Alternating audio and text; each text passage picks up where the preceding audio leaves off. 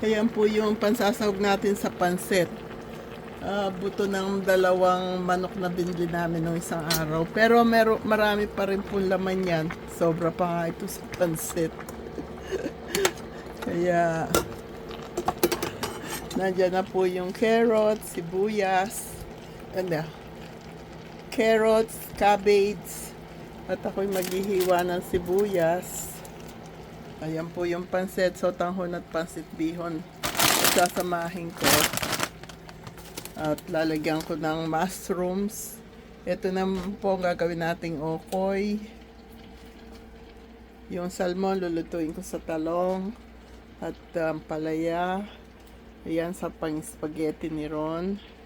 Ayan po yung lobster. May inip na siya. Ayan po, nagigisa na ako ng pansit. Ito yung chicken na nakuha ko dun sa natira naming rotisserie. Cabbage. At hipon.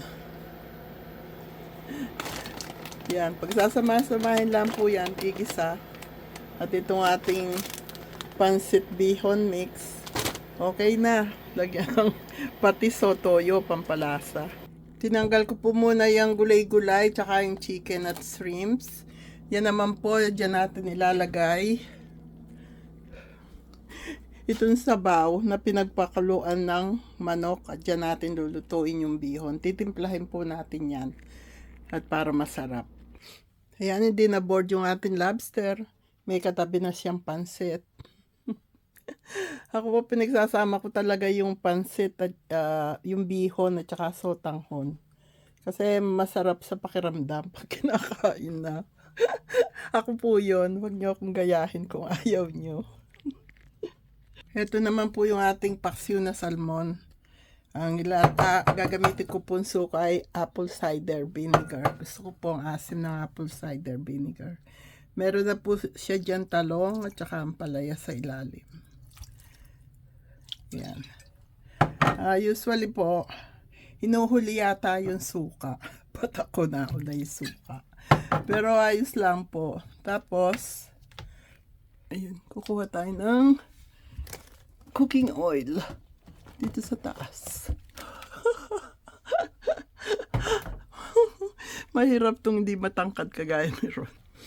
Lalagyan ko po siya ng cooking oil. Yan. Hi, honey. Naka-on na po. Nilagyan natin ng apple cider vinegar at saka ng cooking oil. Nice. Kulong-kulo na po yung ating paksiw na salmon. Tutubigan po natin. Ayan. Yung iba nauna, ewan ko, ako nauna yung suka. Gayahin nyo po kung gusto nyo. Kung ayaw nyo, wag po. Pero ako ganyan po pagluluto ko ng aking paksiw na salmon. Huwag daw haluin. Pero luto na po yung suka. Kaya ayos na ding haluin siguro. Gusto ko lang tikman. Masarap na siya eh. Ang sarap niya, matamis-tamis yung lasa kasi yung apple cider vinegar. Sarap. Tapos naman ay magpiprito tayo ng ating okoy. Yung nakikita nyo pong pula-pulang yan, sibuyas po na pula yan. Are you hungry? Finger licking good, even if it's not chocolate. Okay, I'll fix your plate. Thank you, buddy. You want the lobster? Forget the lobster. I want the shrimps. Okay. Ron will have the pancit. Maraming salamat. It's right there with shrimp, and he requested some shrimp or fried shrimp. Yes, indeed. Yeah. You're welcome. Enjoy. Yes, ma'am. Ayan na po yung ating okoy. Piniprito ko na. Madali lang po yan. Malapit nang maluto. Si Ron kumain na ng pansit. Hindi ko muna siya pagluluto ng spaghetti kasi hindi ba kakain yung pansit. May plantain po tayo na nahinog na kaya piniprito ko lang. Masarap din tong kainin. Ang plantain po ay parang saging na saba, malalaki lang po ito. Luto na po lahat ang ating pinakitang lulutuin. May okoy, paksiw na salmon, salmon nuggets na may ampalaya at talong, fried plantain. Hello lobster, you are red, my favorite color. May sigambas na natira, hindi ko alam anong gagawin ko. Ito na po yung pansit. Si Ron kumain na kanina. Hindi na natagalan yung amoy sa taas. Amoy niya. Kaya, ayan na po ang ating niluto. Yan. Kain na po tayo. Ang sasarap pong lahat, promise.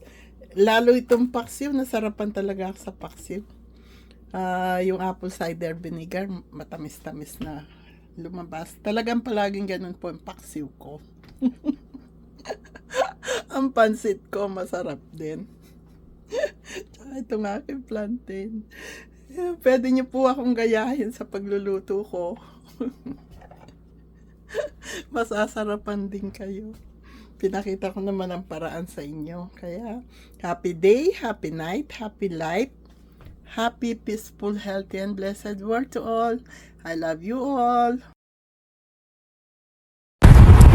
Thank you, thank you. You're so very kind to us. Thank